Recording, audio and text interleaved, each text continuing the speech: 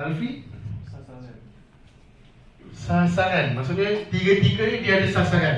Okey, ada target. Baik. Ada lagi? Dengan sikit. Ada nampak apa-apa lagi persamaan lain? Tak ada? Okey. Baik, apa pula perbezaan pada tiga-tiga gambar ni? Teknik. Lagi? Pemikiran. Okey. Baik.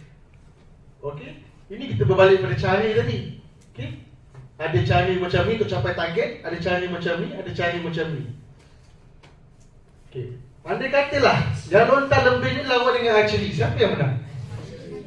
Archery. Sebab apa? Lebih laju. Okey. Tak sempat nak baling dah kena panah dah.